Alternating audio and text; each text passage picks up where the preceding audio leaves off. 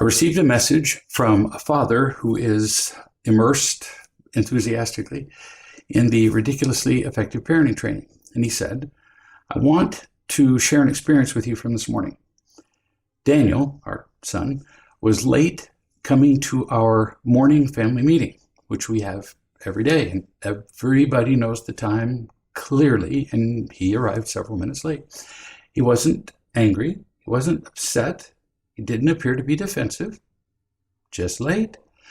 And at the moment, I just didn't have the impression to say anything to him about being late, which normally I would to anybody who was late. He's been consistent about being on time to things for quite a while now. This is important. Everybody who's listening, I've talked a lot about zero tolerance, and that's how you change behavior, by eliminating certain behaviors. Because until we eliminate the destruction that those cause, the unlovingness, we can't begin to build the lovingness. So zero tolerance and consistency in talking to kids about a lack of responsibility. I've said it a lot. But when a kid has been consistently responsible, you don't need to keep teaching that same lesson every time, do you? Why? Because they've proven they've learned the lesson. That's why. The whole reason for zero tolerance and for consistency and immediacy is so they'll learn. I mean, what if somebody who's a mathematics whiz or a pianist who's just a master? There was a review once published in the New York Times. I think it was Vladimir Horowitz who had put on a concert at Carnegie Hall. And somebody said, what'd you think of the review? And he says, I don't read the reviews.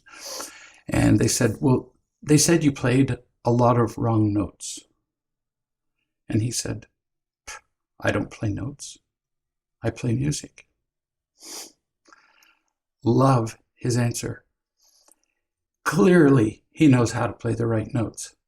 Vladimir Horowitz, or Vladimir if you're Russian, can play notes like better than all but maybe 20 pianists who've ever lived, and goes beyond the notes to sing the music with his fingers.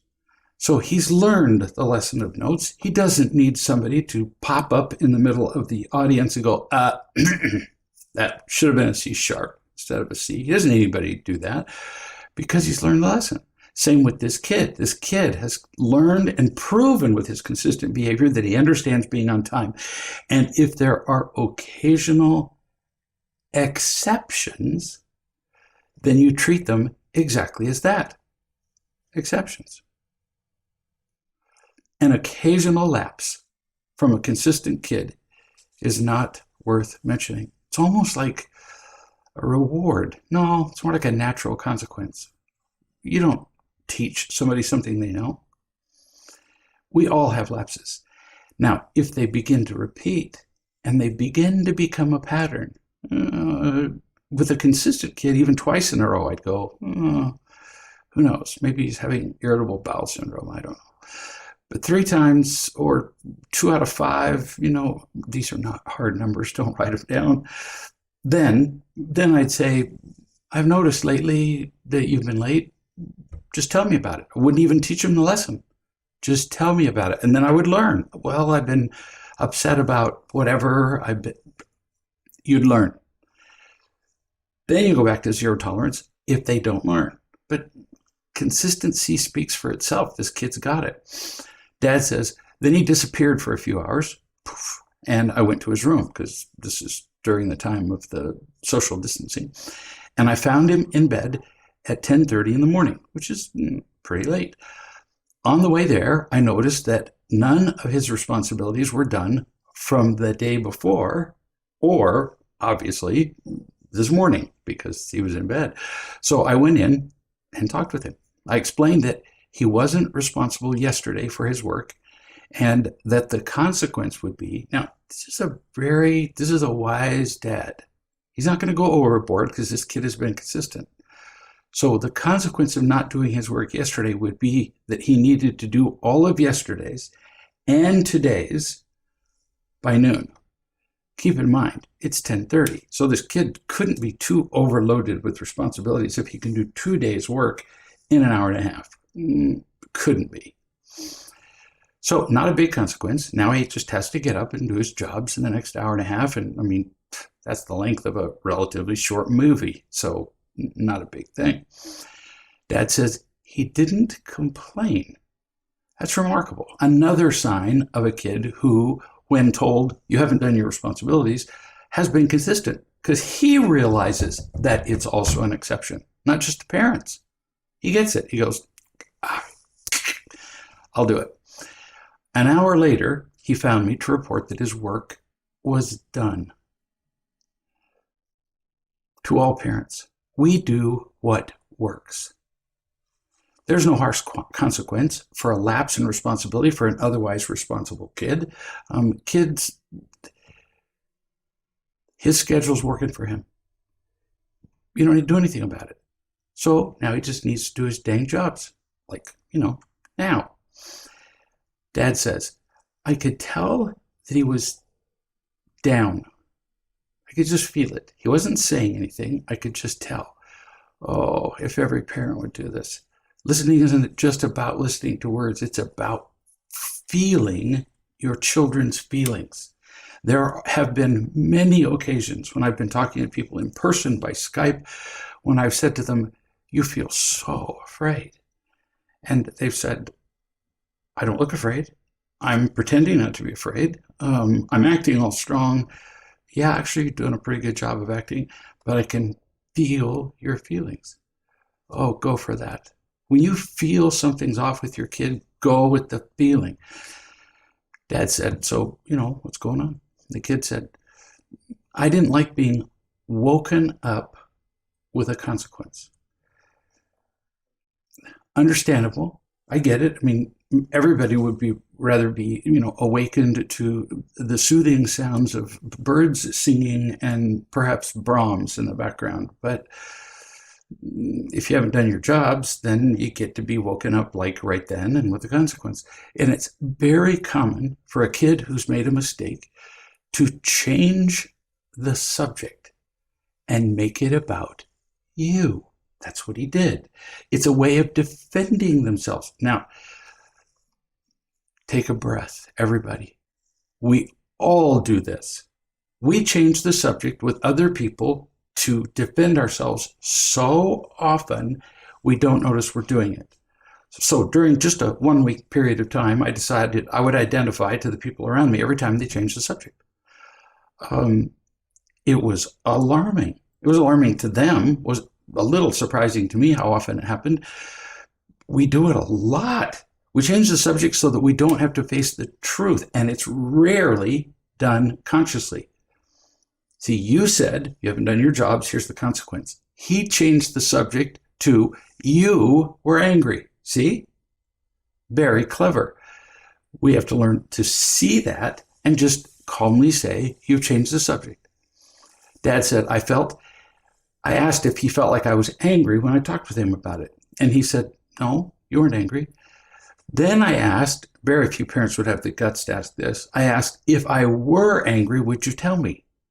Because see, sometimes kids will say, oh, no, you weren't angry, just because they're going, I don't want to have to deal with telling you that you were. And he said, yes, he would. And I asked if, instead of being annoyed about being awoken with consequences, if maybe he was just feeling the weight of not being responsible. The burden of it, the just discomfort of it. Not the shame, not the anger, discomfort. And he said, yes. Beautiful. Bingo. You got to the truth. He had diverted the attention from his burden of not feeling responsible, and he changed the subject to you inconveniencing him with a consequence. Changed the subject. And now he knows it. And you were sensitive enough, perceptive enough, insightful, persistent to see it. His not liking what you did was simply a distraction from the truth. The truth is he was embarrassed and didn't like it. If we parents paid attention to this, we would have so many fewer, or so Many fewer? Yeah, I guess that's okay. Fewer arguments with kids. You changed the subject. Hard to argue with that. And they'll say, no, I didn't. No, the subject was your responsibilities. You changed the subject to me being angry. Now you don't stop them. If you want to talk about whether I was angry or not, you can bring that up on an entirely different occasion, preferably a different day. Because if we bring up a subject, we change a subject, as soon as somebody finishes speaking, we really weren't listening. We're just waiting for a little gap to leap in and bring up our subject. Dad says, I told him how happy I was for him, that he's learning to care about being responsible and happy. I told him that I knew that it felt crappy to not be responsible, and he agreed. This is lovely, lovely loving and teaching. It's beautiful. You can love and teach a child for doing something right just as well as you can when they make a mistake. Dad says, I gave him a hug, touching, listening. This kid's feeling loved. And I told him how much growth I've seen in him lately. See how different this is for praise? Oh, you've been such a good boy. I'm so proud of you. That's praise. No, he's just matter-of-factly informing his son, because how would his son know? I've seen the growth in you. Feels good, doesn't it?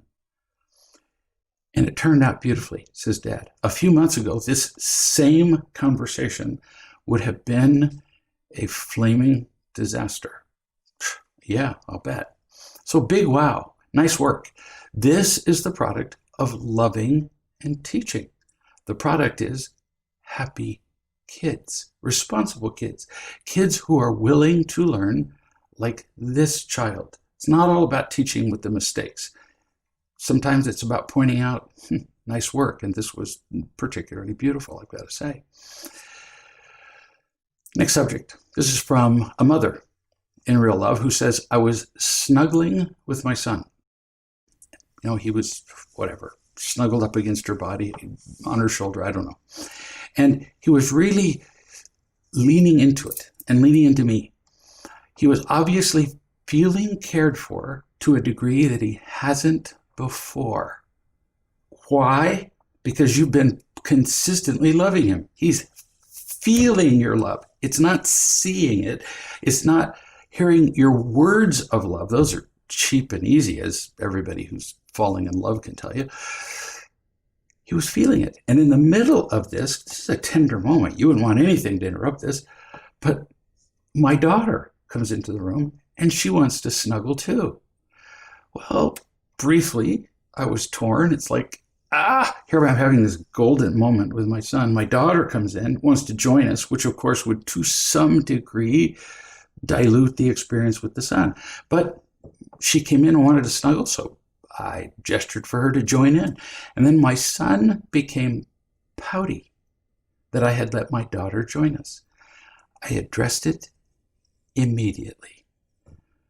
Man, this must be like the day for great parenting. Bless you.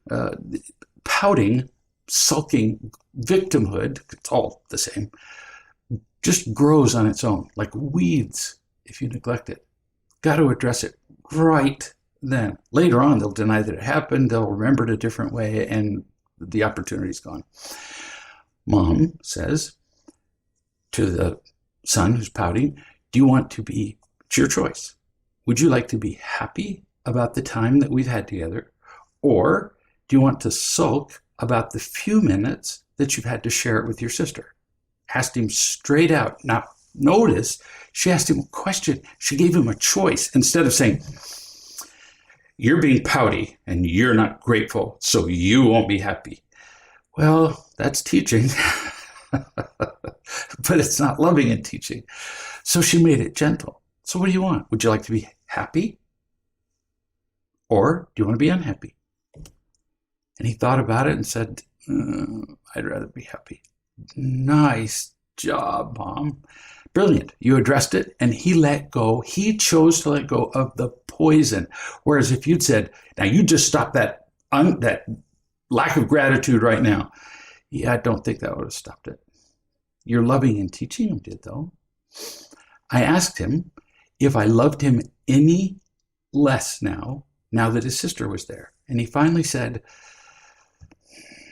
I'm going to keep my bad feelings in, take a deep breath, blow them out, and get over it. Now, that could sound like a good thing, but Mom didn't fall for that. It's partway there. Mom said, I explained that that's not quite enough. It's a technique.